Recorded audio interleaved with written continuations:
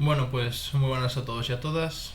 Yo soy un busto parlante y en esta ocasión les traigo, pues bueno, las notas de trabajo que he ido tomando en lo que ha sido la lectura de ensayo filosófico de mi verano y que he querido compartir con ustedes, que es de este libro, Los conceptos fundamentales de la metafísica de Martin Heidegger, en concreto de las páginas 112 a 213. Dejaré como siempre la referencia bibliográfica completa en la descripción y el título que supongo que pondré a este vídeo será El aburrimiento desde la hermenéutica existencial. Mi objetivo es trasladarles con mis propias palabras y siguiendo a pies juntillas las aportaciones filosóficas que hace Heidegger al respecto del aburrimiento, simplemente mi interpretación, mi lectura, para por sí es de interés para ustedes.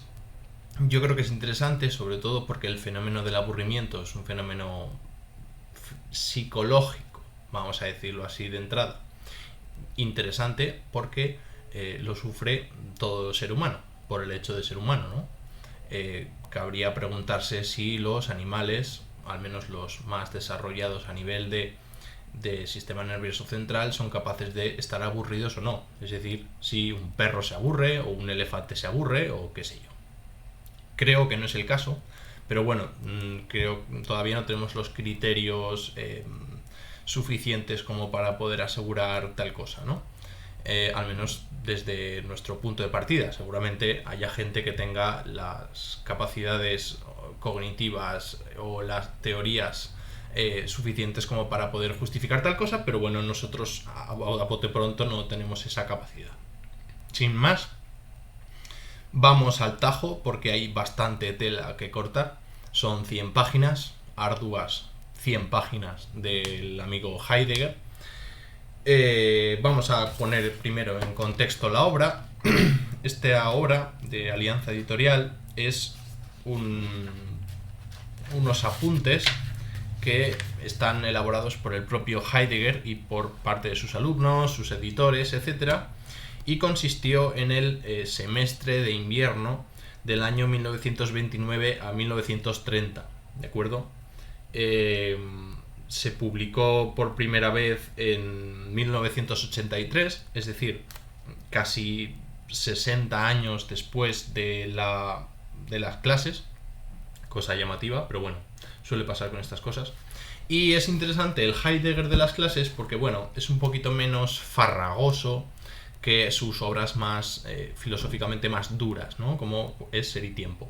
Es interesante este libro porque, bueno, es un libro post Ser y Tiempo y por lo tanto recoge o sigue en la línea de las aportaciones fundamentales que hace Heidegger con respecto a la ontología, ¿no?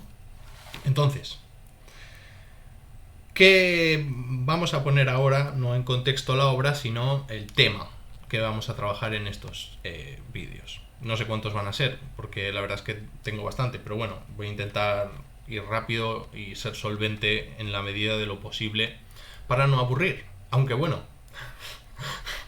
si aburriese, supongo que estaría haciendo bien mi trabajo, porque al final el sentido último del trabajo heideggeriano con respecto al fenómeno del aburrimiento consiste en saber saborear el aburrimiento y saber captar aquello valioso que tiene el aburrimiento en sí mismo. No en balde nos conduce, como ya veremos, a nuestra propia esencia como humanos, por su propia relación con la temporalidad. Pero bueno, esto vamos a ir poco a poco, porque si anticipo muchas cosas, hago muchos spoilers, destripo la trama, pues carece un poco de sentido, ¿no? E incluso se pueden aburrir más, porque ya saben por dónde vamos a acabar. Entonces, pues bien. Entonces, vamos a trabajar el aburrimiento desde la hermenéutica existencial. Lo que Heidegger está buscando es la experiencia fundamental del filosofar. Bien, esta experiencia es el temple de ánimo denominado aburrimiento profundo, es decir, Para Heidegger, el aburrimiento profundo es, digamos, la disposición anímica, el estado de ánimo que permite el auténtico filosofar. Bien, ya veremos cómo justifica todo esto. Un temple de ánimo o una disposición anímica, que en alemán se dice Stimmung, es el cómo de nuestro existir uno con otro. Bien, es un modo de estar. Es la atmósfera que nos templa y templa el modo y el cómo de una situación en la que estamos con los demás, con el mundo y con nosotros mismos, ¿vale? En Heidegger existen como tres, vamos a decir, modos o tres dimensiones de la existencia. La existencia para con el mundo, que sería la existencia para con los entes, para con las cosas, los útiles. Después estaría la dimensión o el mundo con los otros, el convivir, ¿vale? Y luego estaría la dimensión del Selbstwelt, ¿no? Del ser para sí mismo, del estar uno consigo mismo en su propio ser, en su propia interioridad, vamos a decirlo, interioridad entre comillas, porque el propio Heidegger se encarga de destruir la diferenciación entre interno y externo y entre, consecuentemente, subjetivo y objetivo. Que bueno, que es una cuestión que ya había trabajado Hegel, pero bueno, Heidegger lo hace a su propio modo, ¿no? Bien, continúo.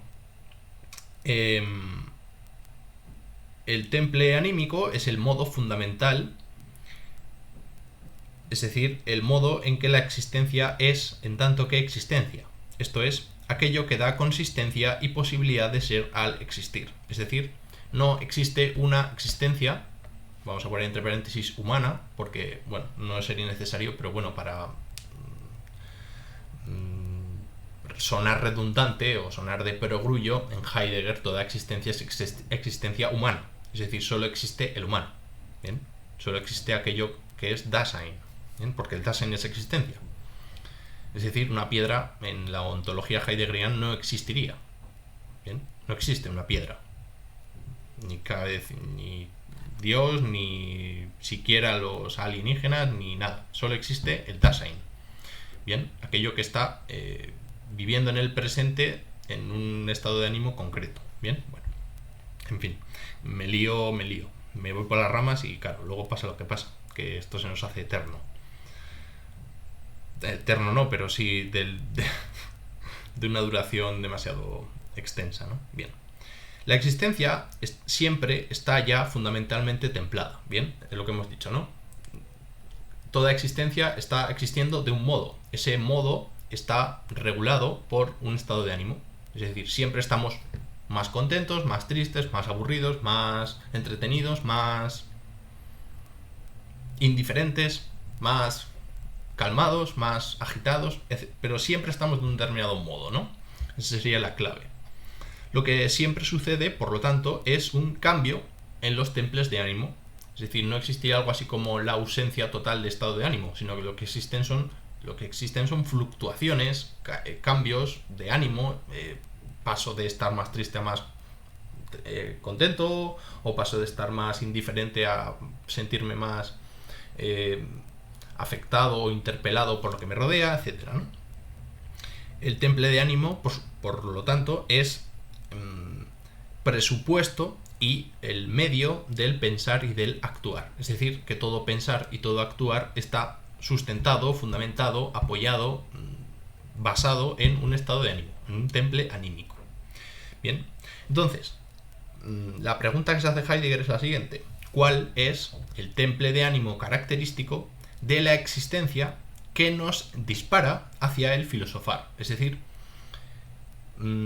si existiría un tipo de temple de ánimo característico de la experiencia filosofante. Bien, del estar filosofando. Si uno filosofa cuando está más contento, o si es más bien cuando estamos tristes cuando filosofamos, o si es más bien cuando, qué sé yo, estamos más angustiados y cuando sentimos miedo, filosofamos, o cuándo, ¿no? O sea, ¿cuál es el estado de ánimo que caracteriza el filosofar? Espera, voy a beber un poco de agua, no me voy a morir.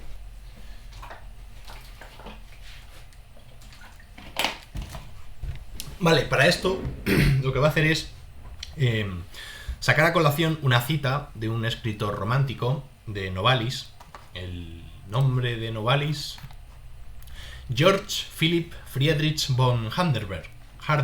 Bueno, Novalis, bien, un escritor del romanticismo alemán, que en sus escritos, en 1923, madre mía, como se nota que llevo días sin hablar a la cámara y ahora mi voz no me lo permite.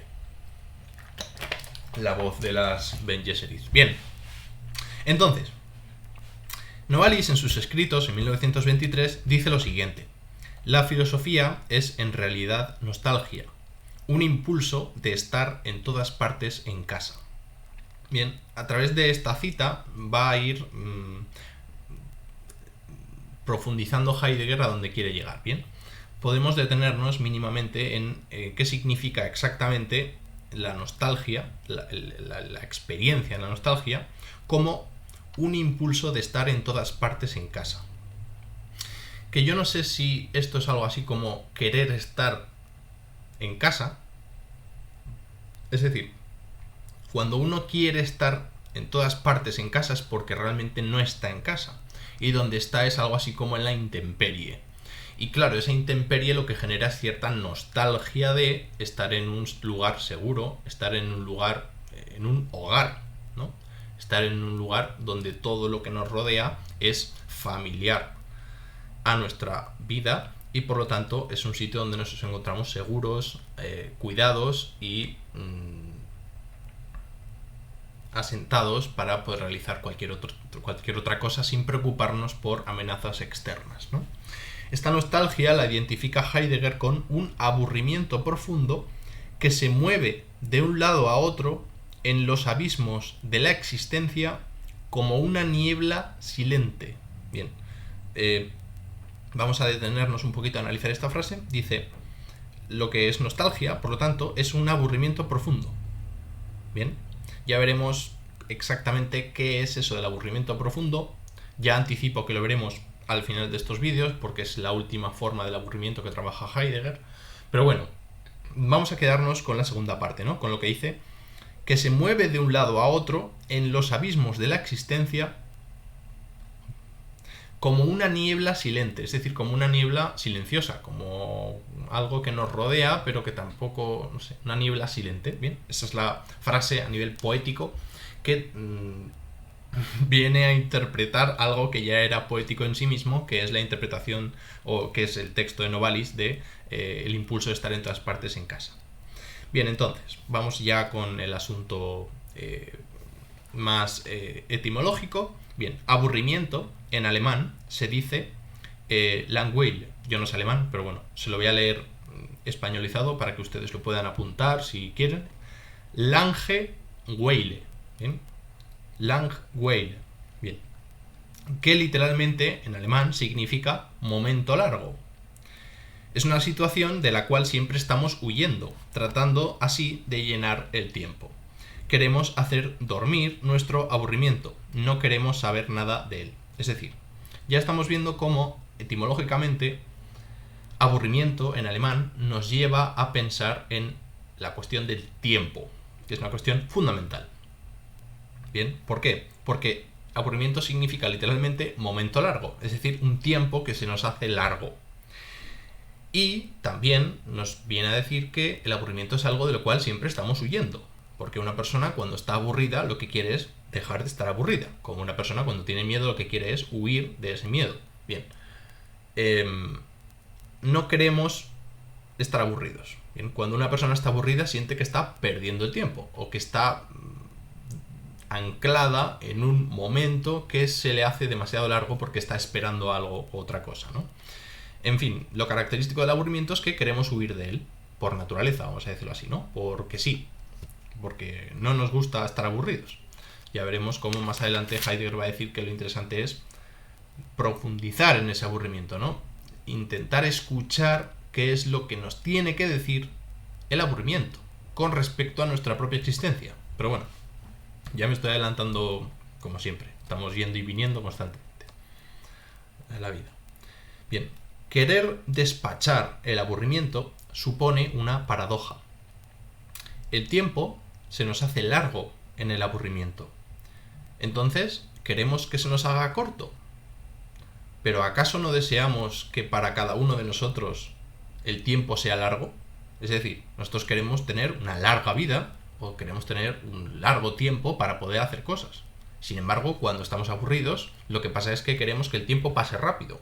De ahí la paradoja, de ahí la contradicción, ¿no? Cuando se nos hace largo el tiempo, sin embargo, lo despachamos tratando de no aburrirnos. Bien. Cuando en realidad deberíamos estar disfrutando, diciendo, jolín, qué larga se me está haciendo la vida, que es lo que precisamente todo el mundo quiere, ¿no?